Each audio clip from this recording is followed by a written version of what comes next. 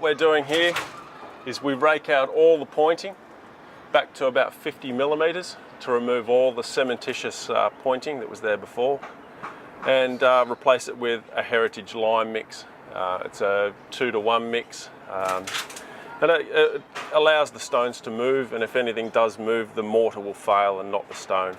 The stone's quite soft, so a lot of the details have all been washed away, or they've all been knocked off as well by previous repairs through here, little bits and pieces. So the stone itself is quite soft and very hard for us to work around. To our right hand side, you can see what the old roof was like,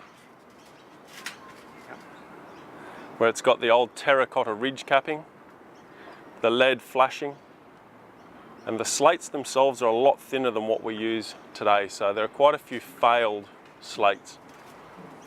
What we've also installed here is a new copper guttering and ridge through the middles.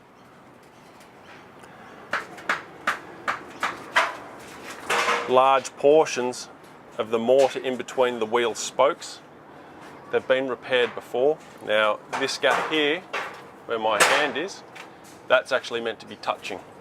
What's happened is the walls themselves have moved to the west and to the east. So the wheel window is now not round, it's an oval shaped. So what we want to do, and we're proposing, is putting a pin through the center hub here, and it'll go at least 100 millimeters into the spoke, is where the cylinders are failing. This is what we call a cylinder detail or a molding. And these ones had already fallen off. They weigh about 5 kilos each, so at some stage they have fallen off the building. So number one is safety. If there are people down below and that fell on you, that'd be a big problem. This is where the southeast buttress has had a lot of previous repairs.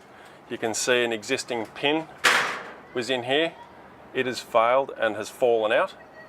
Now from this point you can see the joints are opening up, and this here is your cementitious mortar. So if any movement in the stones, it's going to push everything out. You can see as we travel down, there's cracking in individual stones. Down further. So the damage itself is working its way down the buttress. So this is an example of where the southwest buttress is moving to the west. So you've got loose existing mortar, and also a large chunk of stone that's actually fallen out over time. This is the side of the store. This is a fully completed, depointed, repointed, cleaned wall, and it shows how nice and neat and crisp the colours are. The pointing has been struck as per the original mason's strike, so the joints are filled back up and then re-struck. Now, since the pin has been installed, it's cracked again to the left. So what we've done is we've put some new stones down below, the bottom 3 Springer stones, and also put a lead capping on the top.